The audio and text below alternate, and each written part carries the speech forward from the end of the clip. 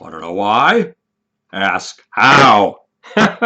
Howard, the humong us. There's a book by the Disinformation Company. I'm in it in a couple of chapters called You Are Being Lied To. And it sounds like a terribly paranoid conspiratorial point of view, the idea that you are being lied to. And yet it happens far more than I would like to think. Right now, there is a Syrian peace negotiation going on. Is it really a Syrian peace negotiation? No, it's a sham. In a peace negotiation, you get two sides together to negotiate on those points they have in common and to work out their differences.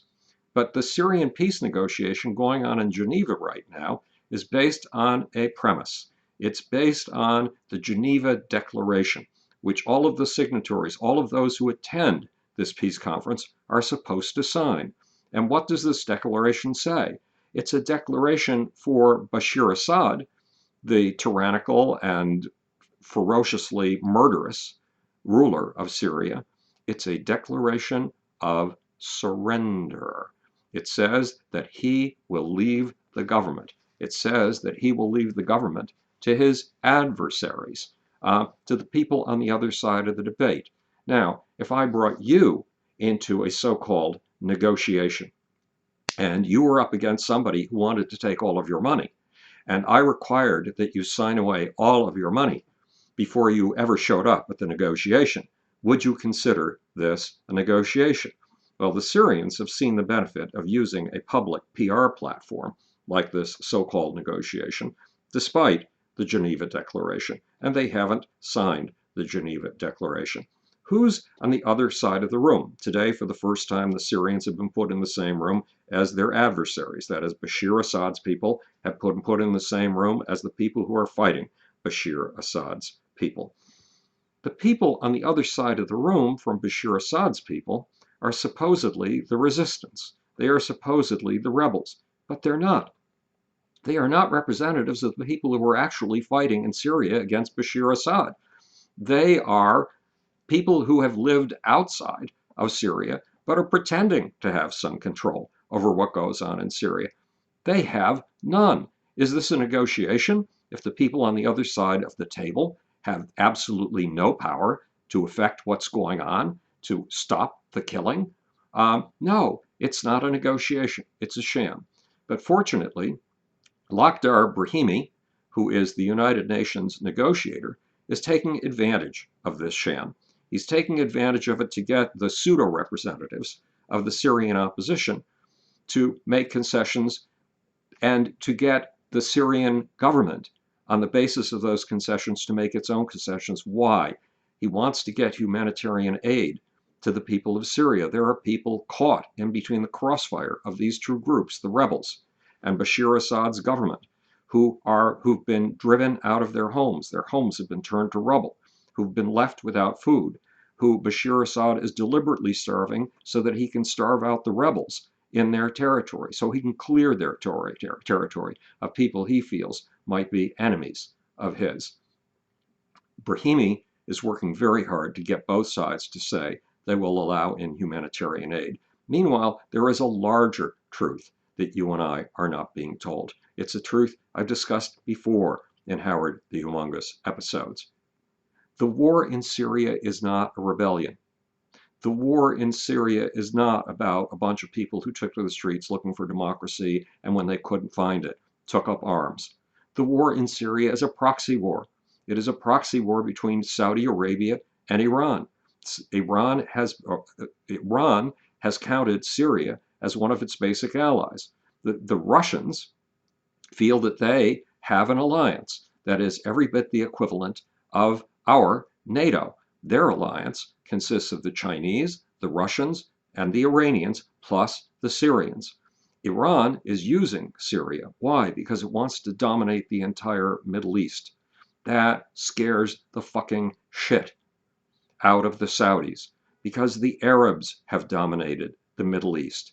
And the Arabs used to consist of Egypt, Syria, and Saudi Arabia. They followed in the footsteps of Gamal Abdel Nasser, the military leader who took over Egypt in 1951 with a vision of pan-Arabism, uniting all the Arabs together. And those united Arabs have controlled the Middle East for the 60 years since the days of Gamal Abdel Nasser. The Iranians are not Arabs. The Iranians are Persians. The Iranians are part of a different race. Yes, they claim to be, and they are, Muslims, but they're not a form of Islam that the Arabs recognize. The Arab form of Islam, for the most part, is Sunni Islam. The Iranian form of Islam is Shiite Islam, and the Saudis regard Shiite Islam as a heresy, an apostasy, as something worse than being a non-believer, as something worse than being an atheist or a Christian. The Iranians, the heirs to the Persian Empire, one of the greatest empires in the history of the earth, are trying to rise themselves to their ancient stature of superpower status. They're doing it with a massive missile program. They're doing it with the development of nuclear devices of all kinds, including, in all probability, nuclear weapons. They are being accepted more and more each day as the superpower in the Middle East. But the United Nations talked about bringing the Iranians into these negotiations. Is that a good idea? Yes, because the Iranians are puppeteering the Syrians. The Syrians are part of the Iranian-Russian-Chinese alliance. You cannot get anywhere with Syria without talking to Iran. But is that adequate? No, because on the other side of the issue are the so-called rebels, and the so-called rebels are the pawns of the Saudi Arabians. Not bringing them to the table is ridiculous. It means you don't have all of the powers in the room. You and I are being sold a bill of goods. The Syrian peace negotiations are based on a declaration of surrender, and that is impossible in a peace negotiation. The real players in this game are not Syrians.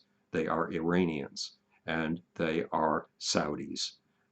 If you want peace, bring those two to the table and give the Saudis some dignity at the same time that you give the Iranians dignity. Today, we are paying so much attention to the Iranians. We are kowtowing so much to the Iranians. We are giving the Iranians so much publicity that we are helping them achieve their goal, becoming the superpower in the Middle East and the superpower in the Islamic world, a world of 53 nations with 1.8 billion inhabitants.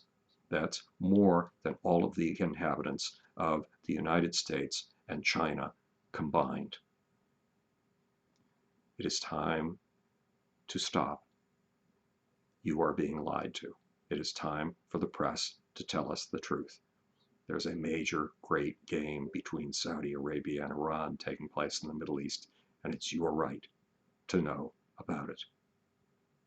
This is Howard the Humongous, speaking to you from the future. It's your job and my job to make. Or, want to know why? Ask how. Howard the Humongous. That's ridiculous. Absolutely ridiculous. All right. Have a good night. Have a good day. Have a good breakfast. Have a good dinner. And we're